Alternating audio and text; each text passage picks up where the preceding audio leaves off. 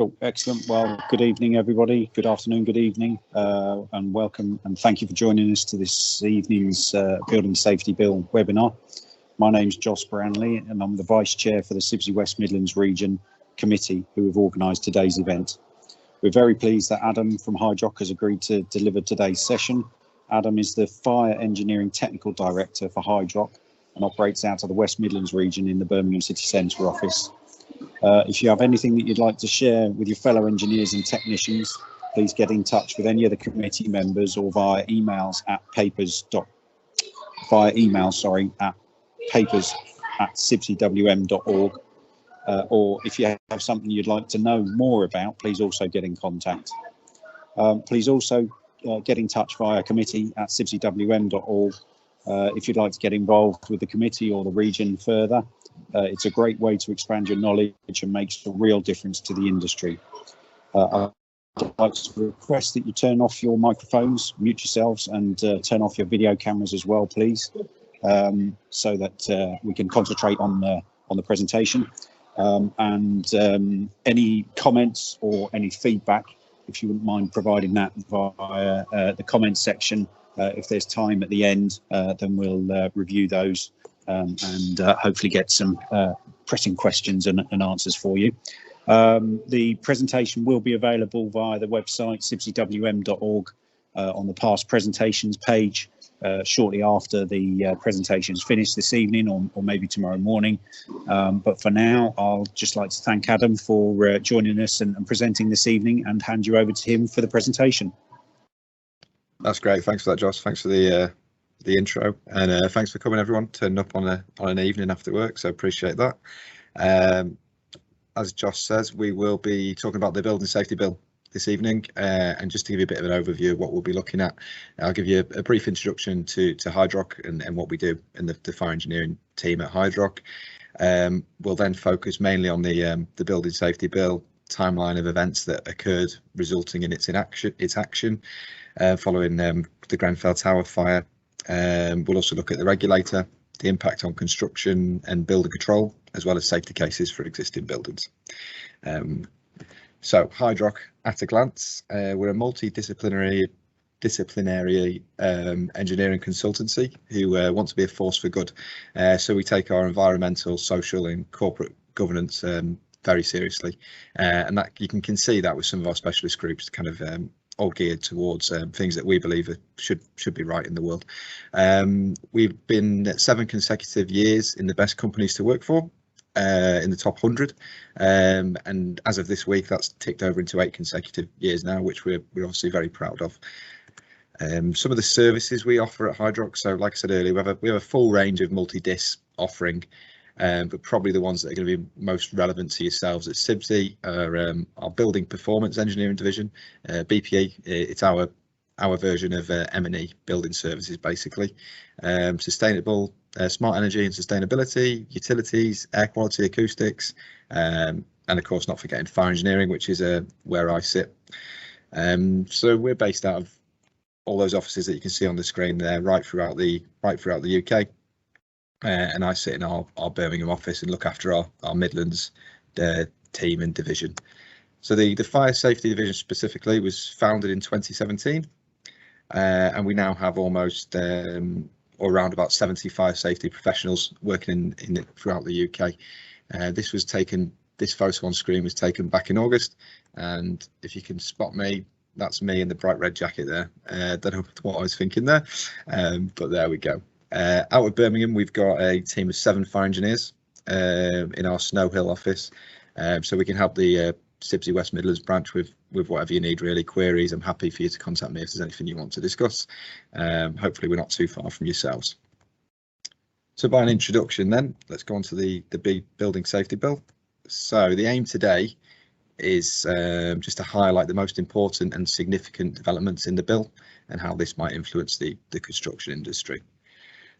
So you'll all probably, I'd imagine you will be aware of the Grenfell Tower fire back in 2017, and that has, and rightly so, has triggered a massive kind of change and shift in the industry, and all eyes at the moment are on fire safety and building safety and really driving that forward.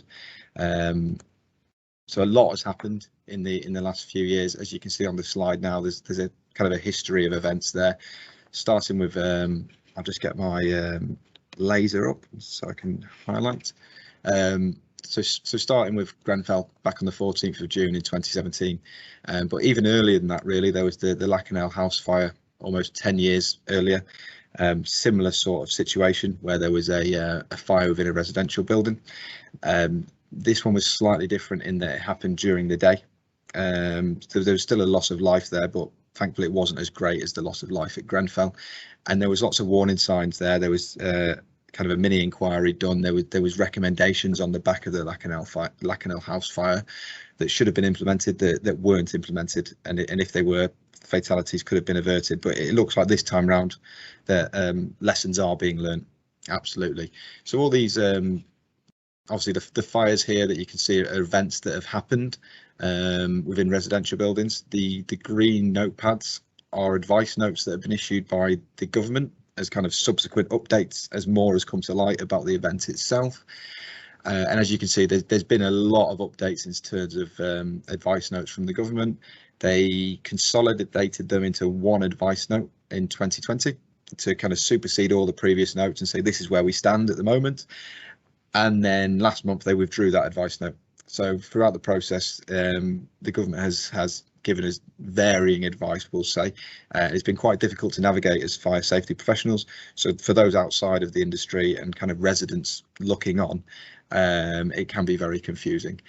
As well as advice notes and updates, there's been updates to guidance documents and regulation. One of the biggest regulation updates obviously being the Fire Safety Act and the Building Safety Bill, which I'm talking to you about today. Gateway 1 came into place, which we'll come on to later on, but the gateways are part of the Building Safety Bill. There's a golden thread of information, and there's key gateways where you need sign off to move on to the next gateway. One of these is Gateway 1 at the end of planning, and that is now in play. The later gateways at Gateway 2 and Gateway 3 are not in place yet, but will be coming in due course. So following Grenfell, there was an inquiry by Dame Judith Hackett, the Building a Safer Future inquiry, which is an independent review into the whole industry basically, and what she found was really quite damning. So these two statements here, she found that the current system of building regulations and fire safety is not fit for purpose, and that a culture change is required to support the delivery of buildings that are safe both now and in the future.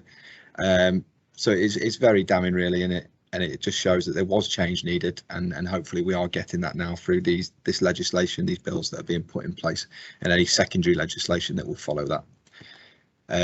So in summary, it was found that most existing buildings have a poor asset database, so the information on that building is not handed over to the people that need it, and this means that during occupation, decisions are made without an appreciation of the design intent. So if you're refurbishing a building 10 years down the line, if you don't know how it was built at the time and what the principles it was designed upon were, how can you expect to safely implement remediation works and changes to design without impacting the initial measures? It's very difficult to do, and this would obviously result in occupant safety being compromised. For example, Regulation 38 requires that all relevant fire safety information is handed over to the responsible person, the accountable person, or the building manager at the end of construction works. However, for most existing buildings we look at, there's no fire strategy reports in place. It's either not been handed over by the contractor, the developer, whoever it might be, when they finish the works, or it has been handed over and it's simply been lost. So it has been very difficult for building owners to determine what they're meant to do with their buildings, which is in part why we now have the Building Safety Bill in place, and this is what's really going to push that regulatory reform with the draft Building Safety Bill. So we've got another timeline of events here, a bit more condensed than the last one, but it's worth noting that the bill's not fully implemented yet. So if we again go back to the event that kind of triggered all of this, you've got the fire back here in 2017. 2020, the draft bill was published.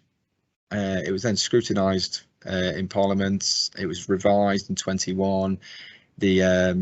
The Building Safety Act is anticipated to come into play fully this year at some point. It's got to go through the House of Lords at the moment, so it's gone through the House of Commons. They've had their 1, 2, 3 readings. They've had the committee stage, debated it. It's past that stage. It now sits in the House of Lords, I believe, on its 3rd reading. I haven't got that slide open just yet.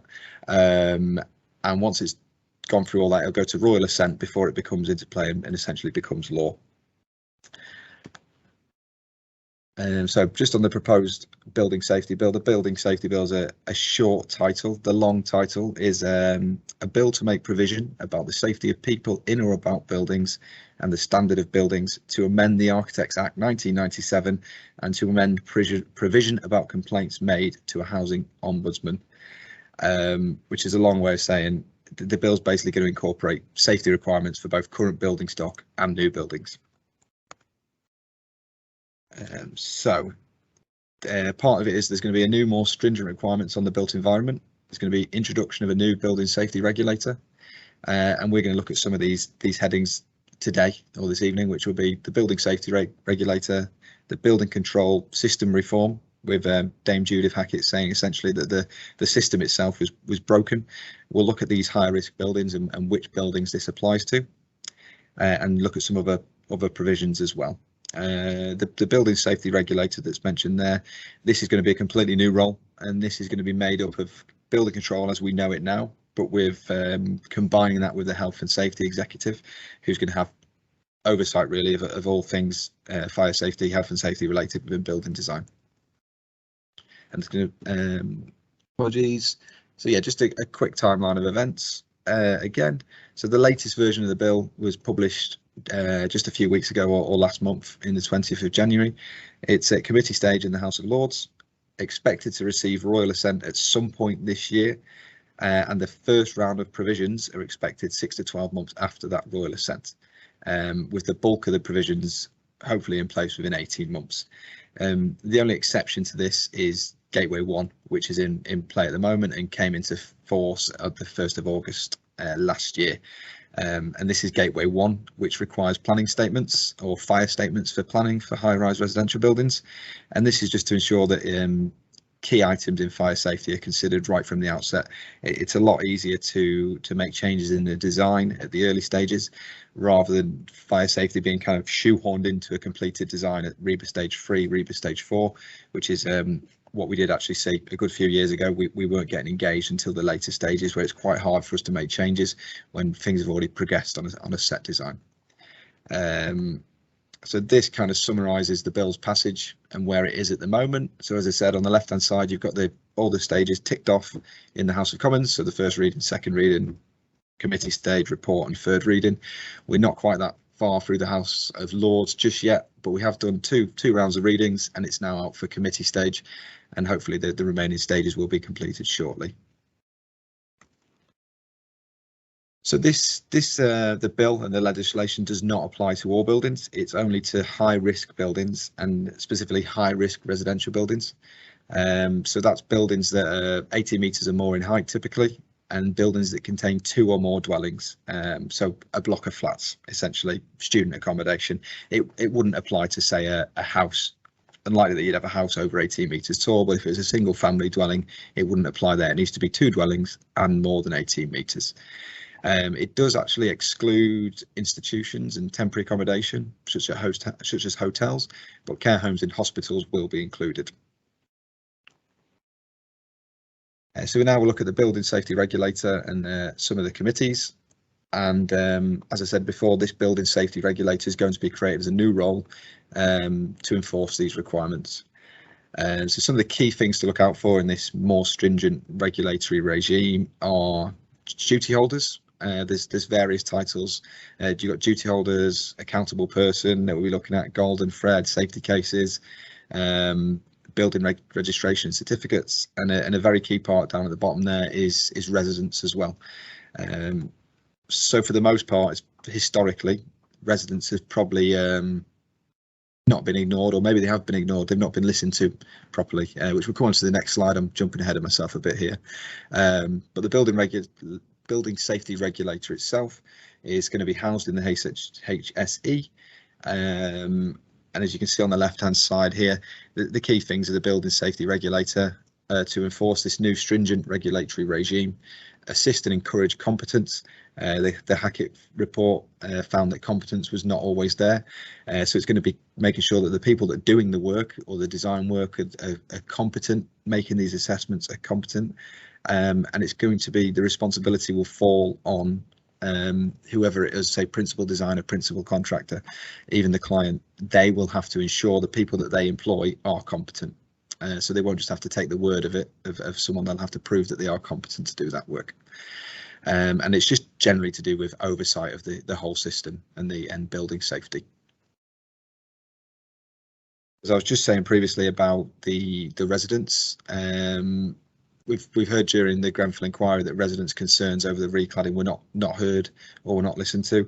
There's a documentary on one of the main channels, I can't remember which channel it was, and it actually documents residents at the time of the refurbishment. There was something else going on at the time. There was an artist there, created a mural, and he was doing a recording at the same time over a period of weeks and months, and part of what he started recording was the debate that the residents were having over the works, with those undertaking the works, and they repeatedly raised concerns, that fire safety concerns over the cladding proposals and what was being done, voiced that with local MP, and they probably weren't heard of enough by obviously what happened. So this recognises that there's going to be a new residents panel, and there's going to be new means and mechanisms for residents to have their concerns heard, which can only be a good thing. So as we can see on the slide now, you've got the building safety regulator sat at the top, and the building safety regulator will have oversight of all things that you can see on the screen there. So starting from the left hand side, in the design stage, in the construction stage, they will also have oversight over the occupation of that building and over the whole building control system itself and the reform of that system. So the duty holder here, this will be a named person, an individual. It won't be down to, say, a company or an organisation to hold that title. It will be a person, and this is kind of similar to, say, the principal designer that you might have under CDM, but it's going a bit further than that, and just try to make more accountability really. As you move into occupation, you have a similar role, but it's then passed on from the duty holder to the accountable person, and again, this is a named person, a named individual who is responsible for the management and the maintenance of that building. Now it's likely that this person will not have all the skills necessary to do that role at current, so they will likely delegate that to a building safety manager who is competent to do that role, and the accountable person should be sure that the building safety manager they're appointing to do that role is actually competent for it. So we'll look now at the impact during design and construction. Sticking to the left hand side here. So one of the new roles that's going to be created is the duty holder, and this is the person or entity that creates a building safety risk assessment and or a building safety case, and should be responsible for managing the risk during design and construction. So typical duty holders at current under the CDM regulations are the client, the principal designer, principal contractor, or other designers or contractors.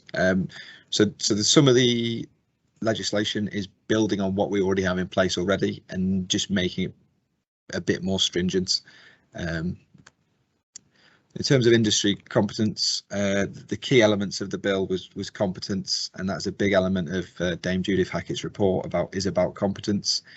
So clients now would be required to sign a declaration that they are satisfied that their principal designer and principal contractor are in fact competent to do the roles that they are appointing them for. And one of the other key terms that we've looked at is the golden thread. So the golden thread, which I'm sure most people will have heard of, it's all about the transfer of information and the lack of that we've had so far. So the golden thread will be maintained right from design and through construction. So there'll be clear documentation of what decisions were made and why they were made, and then moving into from design into construction, the construction should be documented, and there'll be kind of QA records of what's being installed on site. It'll be all in a It won't be in a big file somewhere. There'll be a much more advanced way of doing it. But the thing is, we don't know exactly how that's going to be done just now. But it's all about recording, transferring and storing that information and making sure it's ready for the people that need it when they need it. So we at Hydrock have done a few webinars on this process itself, and we're currently developing our own golden thread offering so that we're ready to assist and support clients with this digital collation and transfer of information when the time does actually come. So tied into the golden thread is the gateways. So gateway 1, which is planning permission, usually for fire, that's at the end of REBA stage 2. Planning permission will be sought, and you'll now need a fire statement from a fire engineer for certain in-scope buildings to say that all fire safety measures have been considered. After that, you can proceed with your kind of detailed design of the building. What you can't do is commence construction until you've got past gateway 2. So you'll present all your design documentation to the building safety regulator or an arm of that, and they will give you the green light to proceed to construction. Likewise, once you've completed construction, you cannot occupy that building until the building safety regulator is satisfied that you've actually built it as you said you were going to build it. And the key thing here is that these are hard deadlines, hard stops. So you cannot proceed from one part to the next until you've got that sign off from the building safety regulator, and they have the power to stop you and not allow you to continue that. So you can see these stages now and these gateways just kind of factored into the typical delivery program of schemes. We'll only look at gateway 1 today. This is the only gateway that's actually physically in play at the moment as of August last year. And I don't think we've got quite enough time to go through all the other gateways in detail just yet. And not all the information is going to be fully out there yet. There may be changes given the final bill. So you can see your duty holders again here. Your client will act as your duty holder throughout most stages until you get into occupation, and then it'll be handed over to the accountable person. And then you've got your principal designer, principal contractor are obviously only going to be responsible during the design and build stage. They're not going to be responsible, or they wouldn't usually be responsible for maintaining that building. So the key objectives of gateway 1 are to make sure before planning permission is granted that we submit a fire statement to the local authority, to the planning authority, and that they should also consult with the fire and rescue service at the early stage. This is all to make sure that fire safety is considered as early as possible. So previously there were fire statements of a form in London under the GLA plan, where certain developments in London required a fire statement to be completed at planning stage. Now this is a bit different to the fire statements that we know are now required under the bill. The fire statement required under the bill it's a form that you can get from the planning website. It's editable, but it's got a set number of characters in there, so you can't write excessive information in there. It's just to pick out the key points within the building. It's not a full fire strategy. It won't consider every element within that building. It's just to make sure all the headlines have been considered early on. So since this change came in August, we've actually delivered quite a few of these now in Birmingham, and we've been delivering them for a while in London, and they should be filtering out to the rest of the regions as well. So you should be seeing more and more of these, and more instances of fire engineers being engaged early on and right at the beginning of the design process, and rightly so. So we've looked at this already, but just to come back, because it is very important to remember that this does only apply to buildings in scope, and that's residential buildings with multiple dwellings and 18 metres or more. So as I just said on the last slide about the fire statement, it doesn't contain a full fire strategy review. Not all items in terms of the building, part B of the building regulations is related to fire safety, and parts B1 to B5 specifically. It won't contain a full fire strategy review of all these items.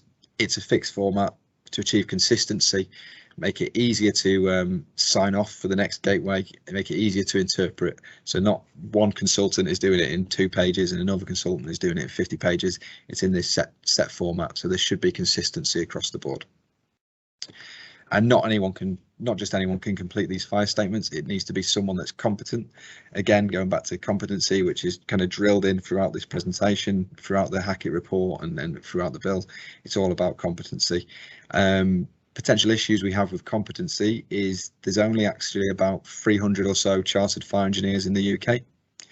There's also issues in the PI market at the moment, so some consultancies are having troubles renewing their PI, or at least renewing it at the same rates, and that's not just in fire, that's architects having these issues as well. Right across the board, people are having fire safety restrictions imposed on their PI clauses. So this could result in even less fire engineers trading by the time all the actions of the bill are enacted. And this is kind of coupled with the fact that there's an impact assessment undertaken, and this estimated that we need a 50% increase in fire engineering capacity to meet the requirements of the bill. Now, the fire engineering industry at the moment is already very busy. There's more work than there is engineers. You've got various things to look at, the cladding scandal and crisis, where there's this EWS1 process that we at Hydrock do and we do undertake and we do have coverage for, but not all fire consultancies do that role. Some of them stick with the design work. We do a bit of everything here at Hydrock. We do it the full offering, we call it. And what most practices are doing is they're gearing up for this, and I don't imagine you'd find many fire engineering practices out there that aren't hiring at the moment or looking to hire. And what we're doing at the moment is we're recruiting large amounts of junior staff, so graduates, say from engineering, that may come from a different degree, a different path, because there are fire engineering courses in the UK, but there are only a handful of universities. So what we'll do is take engineers, say from a structural background, a mechanical background, and we will then put them through a master's, a degree in fire safety, in fire engineering, so to help them train up, and then on the job training as well, just so we're best suited to deal with this when it comes in with that increase in capacity. So the key thing around the fire statements is that earlier involvement, just making sure that you've got your fire professionals involved at the earliest possible stage. They've got a chance to influence the design before things become more fixed and before there's more resistance to change. Historically, we were brought in at a late stage to fix something when it went wrong, whereas now we're being brought in to advise before anything starts, so that you don't have to fix anything. Hopefully you've all worked together at the start to make it go nice and smoothly. And there's also going to be earlier involvement and engagement with the HSE as well. So between the fire safety professionals advising on the design, and the regulator and overseers on the opposite side of the table, and with the fire service in some instances, we can all work together to design risk out at the earliest possible stage, which is good. So that's design and construction. So we'll now move over into occupation.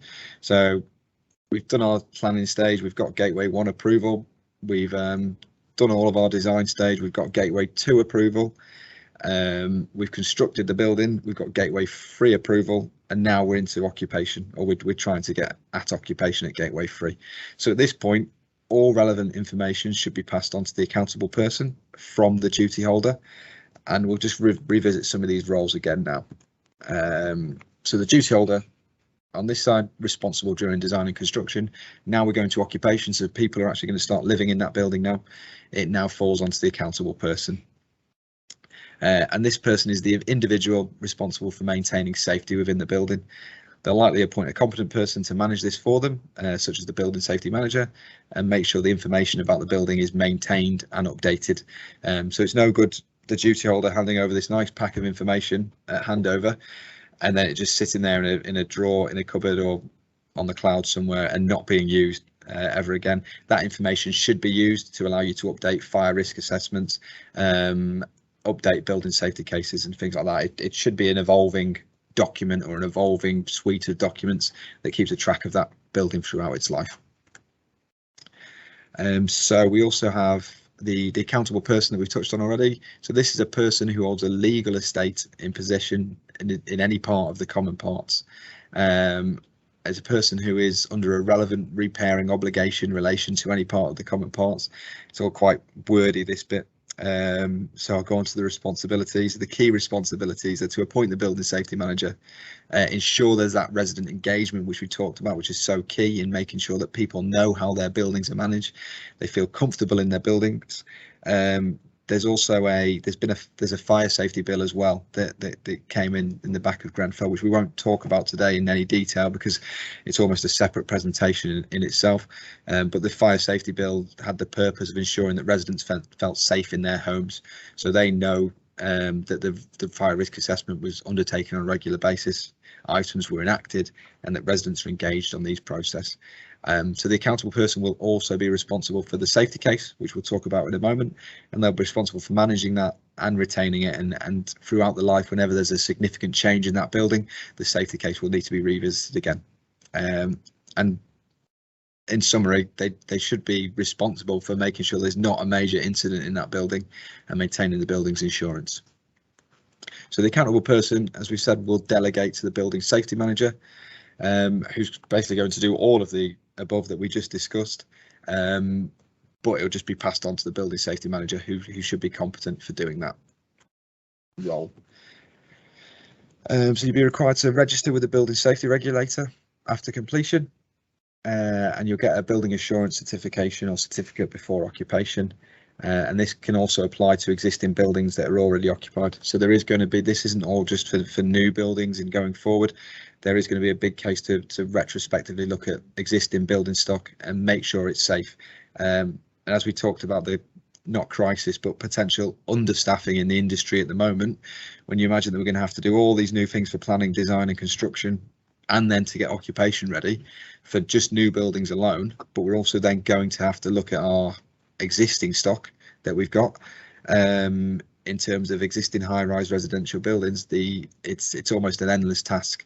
So while not all items of the bill are fully in place just yet, everyone in the industry needs to be ready for this, really. We need to be doing what we can now to make sure we're ready for when it does come into place.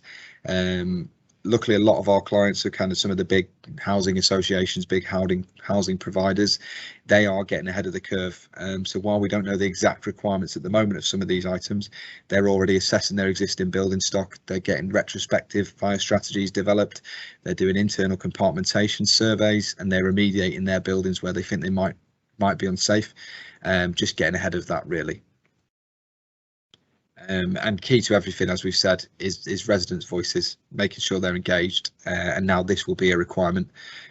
So they'll be obliged to maintain a residents' engagement strategy.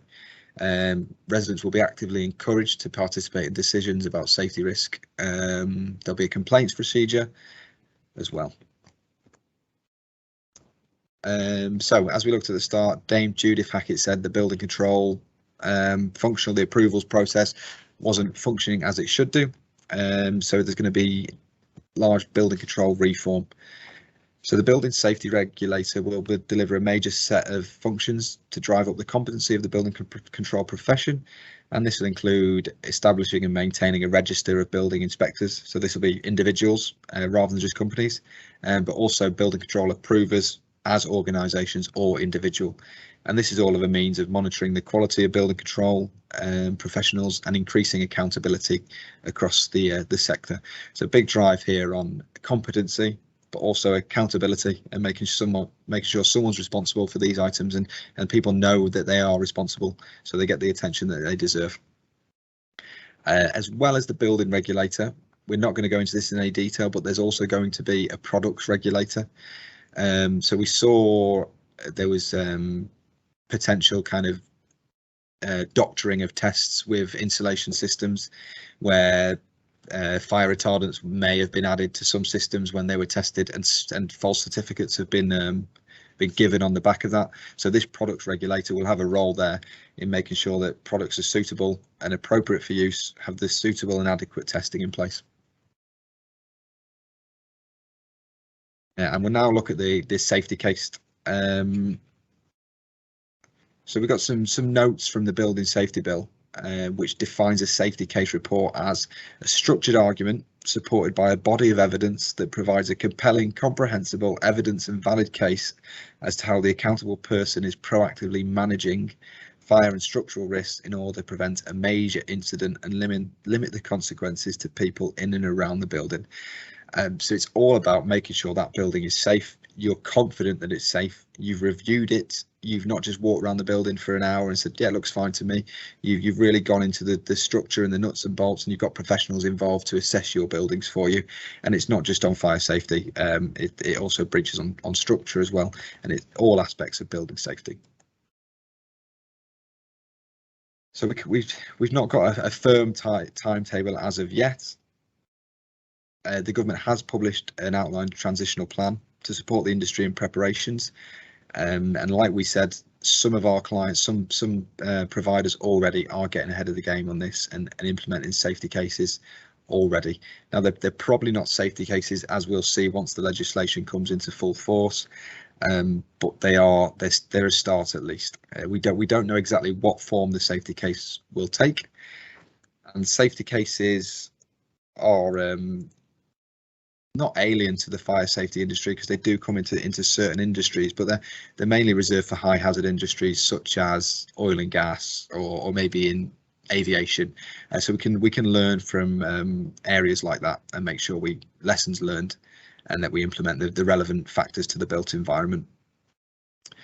So safety safe is likely going to say a description of the building, looking at its construction materials, its occupants. We can never forget the occupants. They're a big part of how a building works and what we're trying to protect. Systems, fire safety, structural fire safety, and how it's designed. There'll need to be a risk assessment of risks to the building, risks to the occupants, users, not just those within the building, but those around the building as well. They'll need to include hazards, who will be harmed in an event, the likely impact of these events or risks, the individual actions and steps to mitigate and control those risks. So once we've identified the issues, we need to put measures in place to control them, remove them where we can, but certainly control them to a reasonable level. And it'll need to evidence that the accountable person is taking all reasonable steps to reduce the risks of such incidents. There's also going to be a safety management system, and this should set out these processes, procedures and systems that will actively manage the risks and mitigation actions on an ongoing basis, and how residents are involved. And there'll also be an emergency procedures plan. So what we want to do is make sure there's not an event to life safety or any other sort of adverse event, but what we will do is, if there is, we can't just assume there won't be, because we've done everything we can to prevent it. We need to prepare as if there were going to be an event, and we can learn from other industries and areas, such as some of the high hazard industries, aviation, things like that I've already talked about. So yeah, just to quickly wrap up on that, there's the fire safety case, which need to be prepared. For complex buildings, we're going to look at having QDRs, so quantitative design reviews. So this should be at the early stages, where the fire professionals, any other key members of the design team, building control, building safety regulator, the fire service will get around a table and try and design out that risk. Within existing buildings, also, you're probably looking at the ALARP acronym, which is as low as reasonably practicable. So where we can't completely eliminate a risk, we just need to reduce it as much as we can. During construction, there's going to need to be fire safety audits. So there's going to need to be QA records of fire stopping, cavity barriers and things like that going in, just making sure there's a record to maintain that golden thread of information and evidence of it. And then obviously this doesn't just happen during construction, this needs to carry on post occupation as well. So every time you get someone in, a service in to, I don't know, maybe run some new cables through the building, replace some kit, put some new ductwork anywhere, whatever it might be, they will need to also demonstrate that they've done that in accordance with the fire strategy. They're not affecting the safety case, and where they are, this will need to be updated, and it's just an ongoing evolving document. So what I would say is embrace these changes as an industry. We have to embrace them. They are coming. We know they're coming, so let's get ready for them. There's no point hiding behind the sofa. And then when the clock ticks over, we say, oh, now we need 18 months to gear up to this. We've got the warnings. We know what's coming, so we should already be well on the way by the time this legislation comes in. So the key ones for me, just to recap, is all about competency. Making sure people are competent for the roles they are doing. It's about accountability as well. We need to be proactive, get ahead of this. there's obviously, we've touched on the safety cases, design, construction, project management is going to be key to this as well. Who it will be that manages this transfer of information, and that was yeah, key parts for me really. Just wanted to say thank you for dialing in this evening. I've not been checking the chat, so I'm not sure if there are any questions on there, but if anyone's got any questions, feel free to kind of drop them on the chat now, and I'll try best I can to answer them. All my details are on screen there now. Feel free to drop me an email, give me a call. Happy to answer any questions on today really, or just in general in fire safety. If anything comes up and you need someone to bounce a few ideas off, more than happy to assist. Yeah, thank you very much for that, Adam. Much appreciated. Very interesting and very relevant topic today. So thank you for that.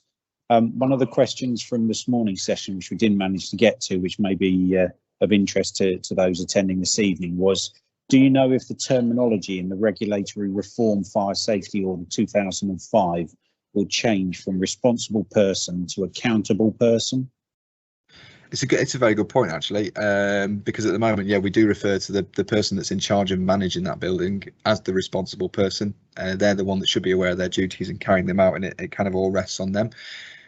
But now with the wording in the bill towards accountable person, I would suggest it probably should do. I don't know if it will, but it should do. It should all be aligned with the same terminology. But I can't give you a definitive answer on that. If it is out there at the moment, I'm not aware of it, but it may well be. Excellent. Thank you very much for that. And then we've got a couple of questions in the chat. Firstly, who appoints the building safety regulator?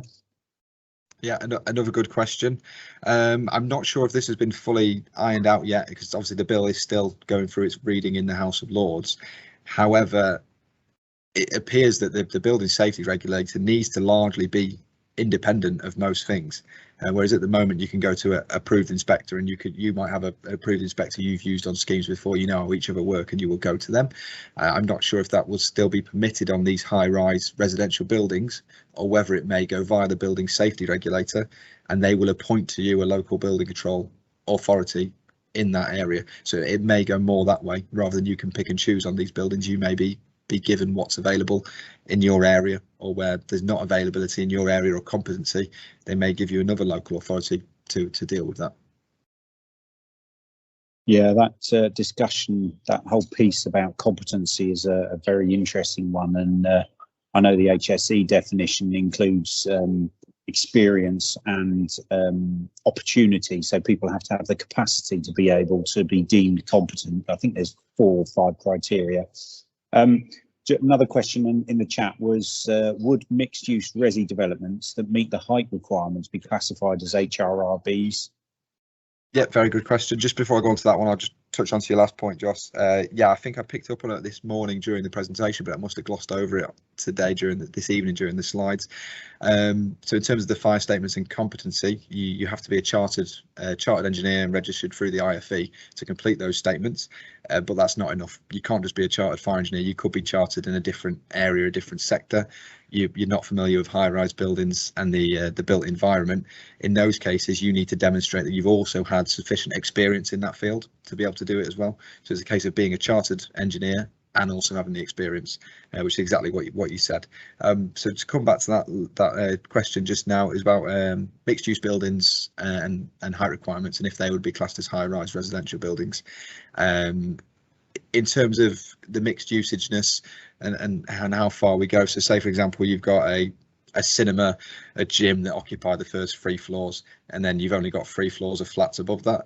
If any of those floors of the flats or the apartments trigger that height requirement, then absolutely it would come under the requirements of a high-rise residential building in scope of the Building Safety Bill and the Fire Safety Act, and you would have to follow all the steps we've talked about previously. So you will be looking at, we wouldn't just look at the apartments and the residential accommodation. If you have got, say, retail units, cinema, whatever it might be, you could have a car park underneath a residential building.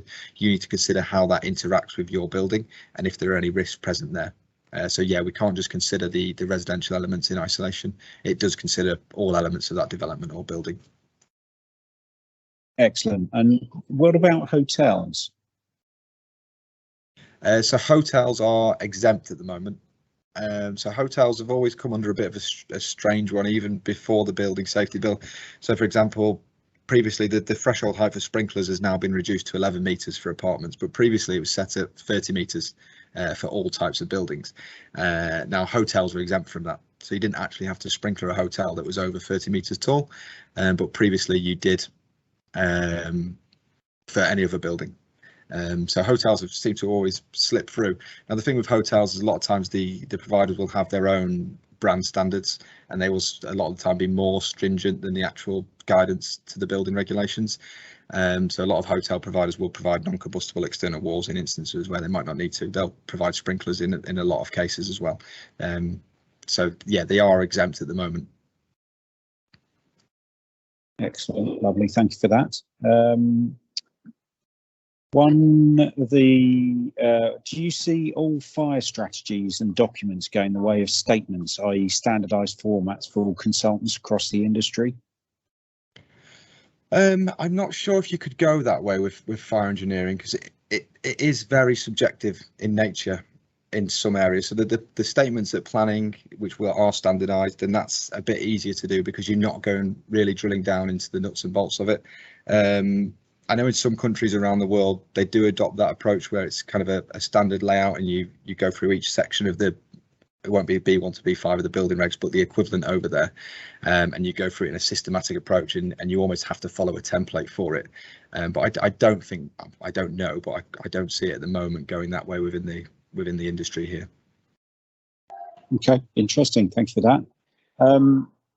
Do you see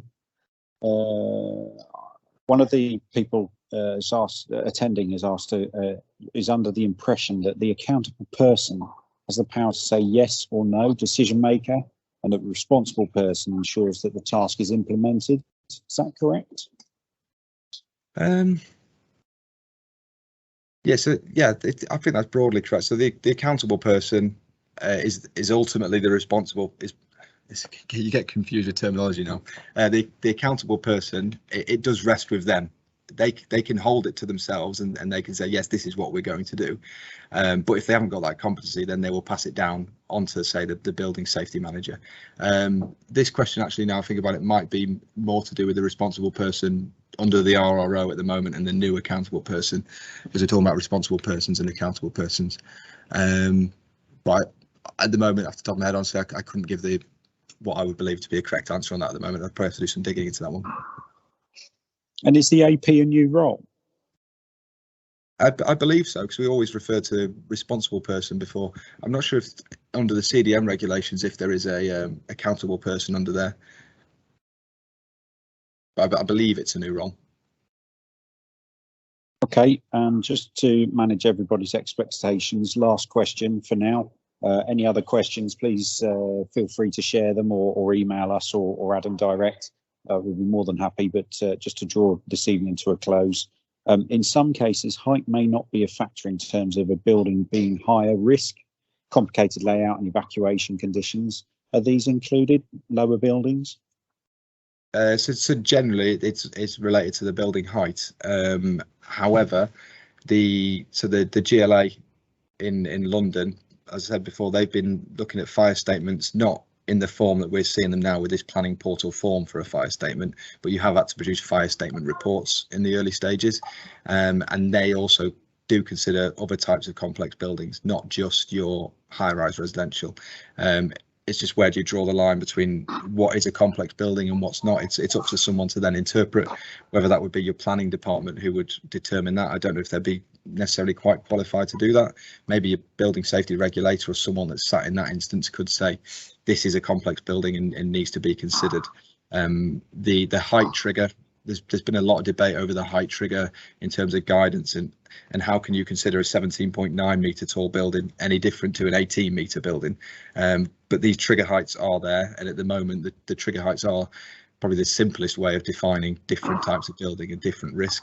But I think we all know that you need to consider risk with any building regardless of height. The height is important, but there can be lots of factors that go into that and make that building even more complex or a bit more sensitive to changes. And does the height measurement take into account basements as well, or is it just above ground level? So we'd normally go from ground. You go from lowest external ground level, which is normally ground floor, and above. You do measure the basement, but you almost measure that as a separate distance. So the depth of your basement also has trigger heights in terms of firefighting provisions you need when you get to certain depths of basements, but you normally consider your depth of your basement and the height of your building separately, and you would look at them separate. Okay, excellent. Adam, thank you very much. I'd like to thank you all for attending this evening, and especially Adam for delivering the presentation this evening. As I say, it'll be, if it's not already there, it'll be available on the website on cibsewm.org in the past presentations section page to download should you wish to do so. And I wish you all a pleasant evening and look forward to seeing you at the next event, which is on lighting for offices. So thank you very much, everybody, and good night. Thanks a lot, Joss. Cheers. Thanks, everyone. Thanks for listening. Thanks, Bye. Adam.